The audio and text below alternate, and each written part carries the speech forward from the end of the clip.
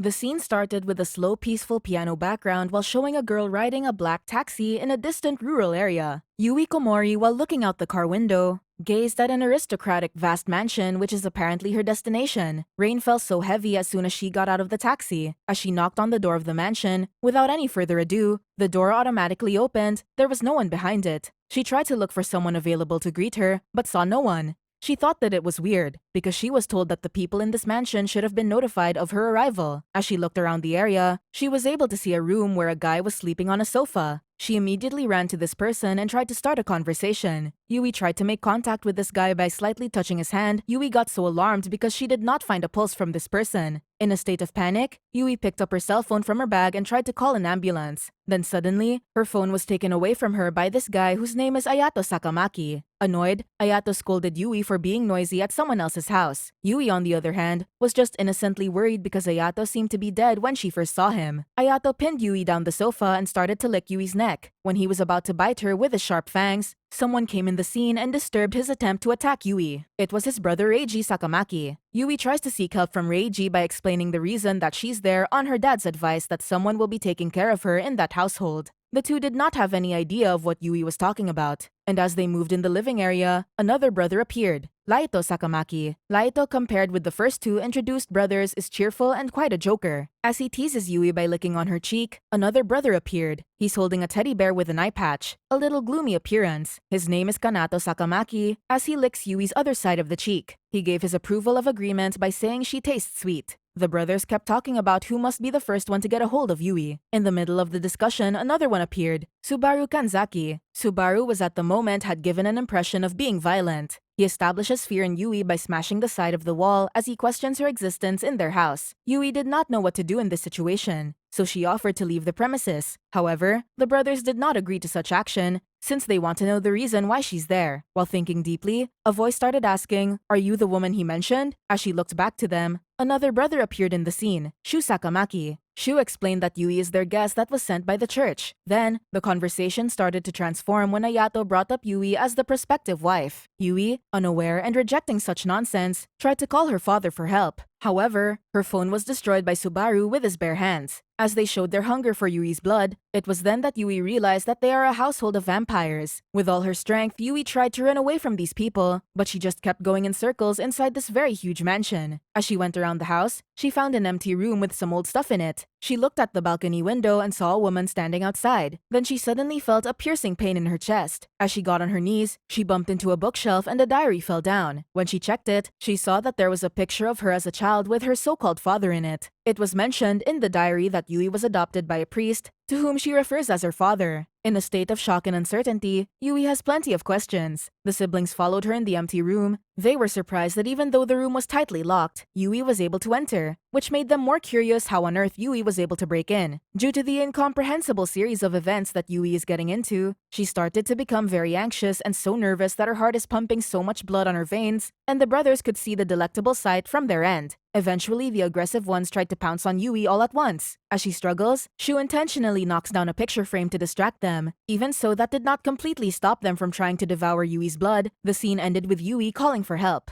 The night had passed. Yui waking up in her room with her clothes changed startled her. She was in panic, checking her neck if the boys even bit her. Thankfully, she did not find any traces. A sigh of relief from her side. In this episode, Yui was ordered by Reiji to attend late-night school classes. Despite having many questions why the school schedule is at nighttime, she did not have a choice but to follow Reiji's orders. On their way to school, Yui noticed that all the brothers are different from each other and don't seem to get along. Yui's in the same class as Ayato and Kanato. Their first subject activity is to prepare food for their home economics class. It was shown in the next scene that Ayato and Yui are alone in the training room eating takoyaki. Even though Yui was worried they might be missing classes, she still enjoyed eating the takoyaki that they prepared. While washing the dishes, Ayato went behind her and once again pounced at her. This time, he was able to commence his dark plans perfectly. He sunk his fangs in Yui's neck and took a taste of Yui's sweet blood. Ayato kept sucking Yui's blood until she felt restless and could not fight back anymore. It was then that Reiji caught what Ayato has been up to and told that what he's been doing is shameful and should take responsibility for it. Yui was brought by Ayato to the swimming area of the school. When Yui woke up, she immediately put her guards up on Ayato because of the earlier incident. Ayato did not care at what Yui thinks of him at all. and more so carried her near the pool and said that Yui is at his mercy, so she should stop squabbling over little things he does to her. After throwing her in the water, he ordered Yui to say that he's the greatest of all. But Yui can't swim and begs for help. A flashback of Ayato's memory showed up in the episode. It was when he was still young and drowning in a pool of water near their house. He was asking help from the same lady that Yui saw standing outside the balcony the night before. This made Ayato realize that Yui needs to be saved. For some reason, it seems like he incorporated Yui's situation to his when he was still young, hence him rescuing her as she drowns in the swimming pool. He dived into the water and saved Yui. He breathed air into Yui's mouth and took advantage of Yui's helpless situation and once again sucked her blood. Yui felt vulnerable after what happened, since it did seem like it was technically her first kiss with someone. Meanwhile, a scene of a guy staring outside the Sakamaki's mansion was shown. It did not say who he was yet. Inside the mansion, Yui went back to the sealed room where she saw her father's diary. As she opens it, all the writings she saw there before are now all gone. Everyone in the Sakamaki residence was peacefully eating their dinner, excluding the main heroine of the story, Yui. Yui noticed that each one of them has their own thing. Most of them are unruly and are in their own worlds. Laito was scolded by Reiji because he stood behind Yui while eating. He found Laito very unethical to do such a thing. Irritated, Shu left the group after Reiji scolding at Laito. Next is Kanato. He was caught talking by Yui and Reiji to his teddy bear and started smashing the food with his fork. Reiji, as the controlling and most strict of them all, warned Yui to properly have table manners when Yui was about to leave her seat. In her room, Yui was thinking how to find a way to get more clues about her existence. The only clue left is the picture she got from the lost diary of her father in the empty room back in the first episode. While putting back her clues in her side drawer, all of a sudden, Ayato appeared in her room. It looked like Ayato was waiting for her all this time to get a chance to have a taste once again of Yui's blood. Yui tried to stop Ayato by telling that she is about to go have a bath. However, that did not stop Ayato's hunger for her blood. In addition to Yui's attempt to make Ayato stop, she reasoned that she is feeling faint nowadays, begging for him to stop from what he started doing to her. Ayato, not really satisfied with Yui's attempt to tell him off, even pointed out to her that if she really does not like what he's doing to her, she should stop sounding like she is feeling good at all. After quenching his thirst for Yui's blood, Ayato then stopped and let Yui go have a bath. He mentioned that it will be such a pain if Yui starts fainting and ordered her to make it quick so they can go back to what they were doing. As she enters the bathroom, while checking her bite marks courtesy of Ayato, for some reason, she sees Shu is in the bathtub chilling. She went close to Shu to start a conversation, but was shunned by him telling her that she's noisy, and the only reason he's there is because he's having a bath. However, it is truly unthinkable to see a person who says he's having a bath, but still on his clothes. That's why Yui did not understand what point he's trying to make at all. Then Shu suggested if that's how Yui thinks, then she should remove his clothes for him. Shu also added that the reason Yui's in the bathroom is because she only wanted to see him naked. Yui denied Shu's allegation and instead said that she just came there to supposedly take a bath too. Then Shu invited her to join him, making Yui all flustered. As their conversation continues, Yui asks Shu why all of them are so different from each other despite being siblings. Shu answered by explaining her that they do have different mothers. Shu and Reiji have the same mom, meanwhile the triplets, Ayato, Laito, and Kanato have a different mother, and Subaru also is from a different mom. As he tried to drown himself in the bathtub, Yui pulled him out, and a flashback scene came in. It was when Shu was still young. There was a fire and another boy calling for his name and a hand holding his. Shu unconsciously also mentioned the name Edgar while having his past memories back. Yui complained from the pain of Shu holding her hand too tightly. Then he pulled her into the bathtub. Together drenched, Shu explicitly said he wanted to drink her blood.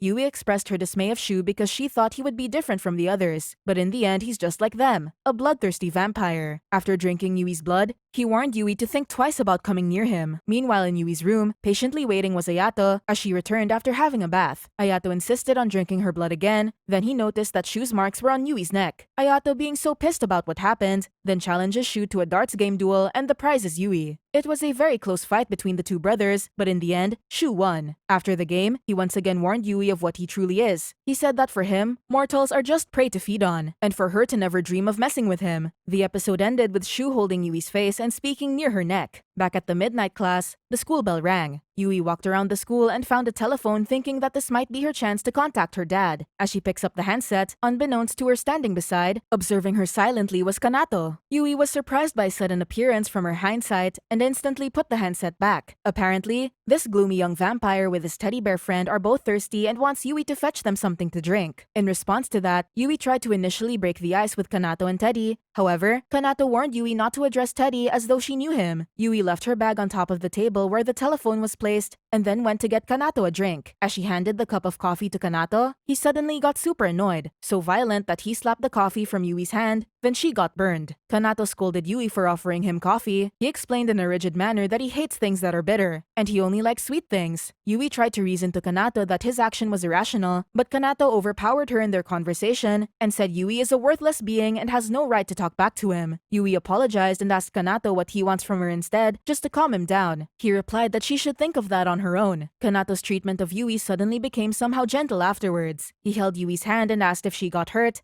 Then he licked one of her fingers that put Yui on high alert. She pulled her hand away. Then Kanato asked if she hates him. Yui answered that she does not hate him. She wants to learn more about him. And Kanato replied that she should make an effort to understand him then. When he was about to leave, Yui noticed that her bag was missing. She asked him if he knows where it might be, and he said he placed it on the rooftop to punish her. Also, Kanato began to speak again with Teddy, telling him that the telephone on the table was actually no longer working. This made Yui once again feeling hopeless because she thought that she already had her chance to ask for help. Yui went to the rooftop to get her bag and noticed that other than her is someone else out there. She caught Laito having a monologue. He's speaking of someone that he adores and loves so much. Then suddenly noticed Yui eavesdropping on him. Yui tried to hide, but it was useless. Like what happened in the previous episodes, Laito also had a taste of Yui's blood. After his first sip, Yui found a chance to run away from him as fast as she could. In the middle of the street, once again Yui found another telephone. This time it's a public telephone, so she was so sure that this time she would succeed. In her expectations that her father will answer the phone from another line, she instantly explained the unknown circumstances she's in right now. To her surprise, the person who answered the phone was Laito. In this episode, it was clearly shown that all communication devices in the area were jammed by the Sakamaki family. Yui dropped the phone as Laito mockingly said on the other line that in spite of Yui knowing nothing of the situation she's in, he himself knows all about her. When Yui looked outside, she saw across the street Laito on his phone, watching her panic and be so confused. Yui once again tried to run from him, but Laito caught up with her without effort. As they stood up there, the news anchor in the big plasma TV in front of them was introducing their guest politician named Tougo Sakamaki. According to Laito, that person is their father, although to him, Tougo Sakamaki is merely the object of his hatred. Yui, as she looked at the TV screen, saying his name out loud, suddenly mentioned another person's name, Karl Heinz, then fainted. Luckily, Laito was able to catch her as she fell, then asked to himself who really is she. It seems that Laito had brought Yui to her room to rest, and as soon as she woke up, she went to a church within the mansion's premises to pray. While she was asking God if the situation she's in is another ordeal given to her, Laito at the entrance of the church said that she won't get any response from God. He approached Yui and said that he's there with her to expose Yui's true nature. This has perhaps something to do with his curiosity of Yui's identity. Yui pushed him away. Then again, Laito told Yui that God is nothing more than a nonsense created by men. Because of Yui's deep faith in God, Laito said that Yui is either dumb or naive or maybe both, and he finds Yui's innocence to be appealing. While he pins Yui down an empty table with rose petals on it, another scene of the same mysterious man from episode 2 looking at what seemed to be a woman's dress showed up. Back to the two main characters of this episode, as Laito compliments Yui's appearance while being pinned down against her will, Yui keeps rejecting his words and even says what he's doing to her is inappropriate, especially when they are inside a church. Laito did not stop. He pulled Yui's ribbon from her uniform, opened the button of her shirt, spread her legs, and on Yui's right leg, he took another sip of Yui's delish blood. It was then that Yui learned from him that she was offered their family as a sacrifice by the church she believed in. In Yui's disbelief, she began to tear up.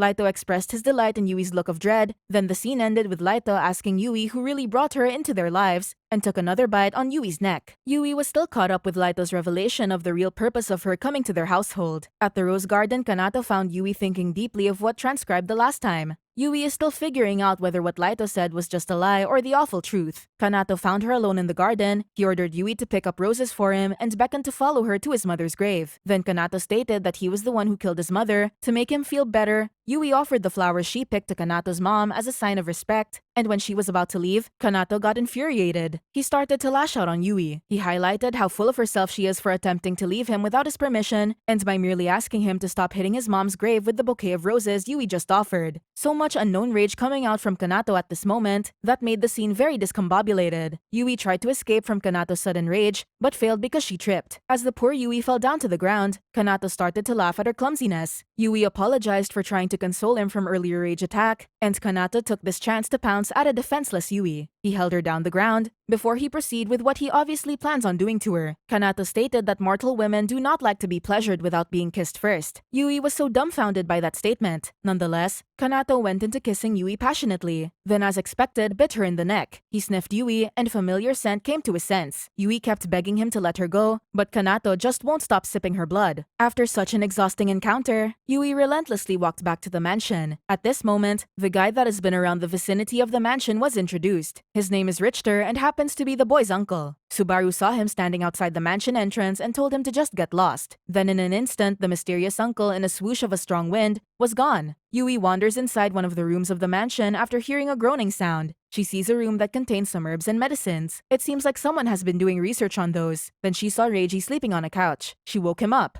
Reiji instantly reacting to Yui's blood, and this completely put him out of his slumber. The both had some conversations about who usually uses this room for research. Yui asked if Shu also uses the room. Suddenly, Reiji becomes hostile. Yui asked why does he hate him so much. However, Reiji was the secretive type. He did not want Yui prying on his own feelings. Then a flashback of Reiji's childhood was shown. He was staring down from a window. There he saw a boy, which must be Shu, with their most likely mother spending time together. Reiji eventually offered Yui a cup of tea. As she drank it, Yui suddenly felt weak and dropped the cup of tea. It seems like Reiji used Yui as his guinea pig in his experiments. He held a small bottle and opened Yui's mouth, and poured an antidote. He stated that he will not do something that will endanger her life. As Yui felt faint, she was cut by the broken pieces of the cup. Reiji took a look at her palm where her blood was coming from. Although annoyed of Yui's existence as a being low-life mortal in the POV of a vampire like him, he was very much attracted to her delectable blood. Reiji ended up forcing himself on Yui, sinking his fangs in Yui's neck, and started sucking the blood he's been looking forward to drinking ever since she came. After drinking her blood, Reiji once again had a flashback of his mother before he killed her. It was a foggy, cold evening. Yui caught Kanato singing while sitting on a ledge. Yui was worried that Kanato might fall down from it. She asked him to get down. However, with a wry smile, Kanato stubbornly dismissed Yui's concern and said that he hated the face that Yui always gives him. An expression of anxiety mingled with fear makes him think that Yui is all the time afraid of him, but at that very moment, Yui said she's not. She's just basically concerned that he might slip and fall down. Kanato, being so odd and difficult,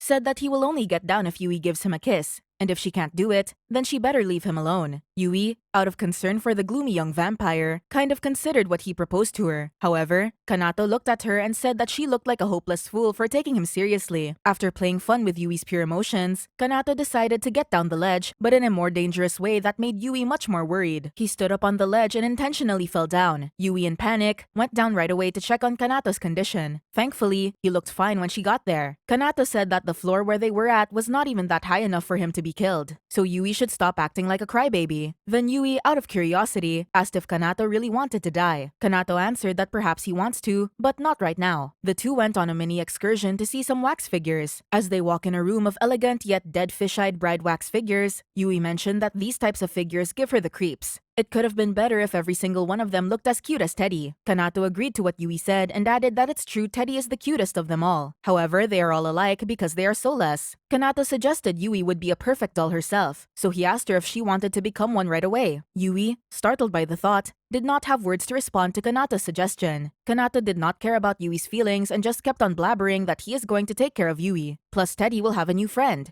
Yui deliberately declined Kanato's offer to be one of his sick figures, tried to escape from his captivity, however was pulled back by Kanato and pushed her right at the wall. Yui, who could not really move that much because of Kanato's strength pinning her on the wall, had no choice but to beg for his mercy. Regardless of Yui's cry for compassion, Kanato was unstoppable. He started licking and sinking his fangs in Yui's neck, explaining how he will turn Yui into a perfect figure he wants her to be. While helplessly struggling from Kanato's sadistic illusions, Yui learned from him that all the figures in the room were the previous sacrificial brides, and she's going to be next. So Kanato started strangling her, and Yui, trying to still fight for her life, was nonchalantly saved by Ayato. Ayato came into the room and told Kanato that Reiji was looking for him. Back in the mansion, Yui bumped into Subaru. Subaru said that if she continues to live with them, she will definitely die. Hopeless Yui said that as if she has a choice. Then he said that if she really wants to leave, she must do it now. Back to her room, Yui started to pack her things up, but then she saw the diary of her father, which made her think that she still wants to know the truth about her and why she was brought to the Sakamaki household. She went back to talk with Subaru, who was staring in front of the window that time. Subaru explained that he knew nothing about Yui's deal. Subaru then leaves and gives her his silver knife for protection. Afterwards, a flashback of Subaru's mother was shown trying to reach out to him, asking him to commit murder for her. After that, Yui went back to her room and saw Laito waiting for her in her bed. She asked Laito to leave her room. When Laito got closer to Yui, he noticed that she had Subaru's knife. Yui tried to use the knife to defend herself. On the contrary though, instead for him to be scared, Laito felt more amazed by Yui's actions and became more interested to her. So far, in the series of events that happened to Yui in the last 6 episodes, everything seemed to be unfair for her. She has no idea what kind of situation she got herself into, and what is worse is that she cannot remove from her mind that there might be a possibility of betrayal from her father's side that had conspired way back, perhaps even before she was born. To be a sacrificial bride is not the best thing a girl her age could wish for. Although determined to know the truth behind her real identity, the obstacles that she had to face in order for her to discover the mysteries that had been hidden from her are still far too many and is definitely going to be excruciating. On the other hand, the boys of the Sakamaki household, albeit having a hint of the reason behind Yui's existence and her primary role in their lives, all of them having their own worlds with their own traumas from their past when their mothers were still alive, still have questions about who Yui really is for them. The triplets, Ayato, Laito, and Kanato, being so obsessively attracted to her, is also a mystery for everyone. A question inside them, what is so extraordinary about her? Why does she feel so familiar? The first 2 sons of the family, Shu and Reiji, and what is the real reason behind their hostile attitude towards each other? How can Yui affect their relationship? And lastly, Subaru, being the only son who had a mother, asking him to commit murder for him, even himself does not know why a mother would ask his son to kill someone from her. There are a lot of questions that are yet to be answered. That is why the people and even the characters need to tune in the next episodes of Diabolic Lovers, because there will be more revelations and unveiled secrets about Yui's life and the Sakamaki household.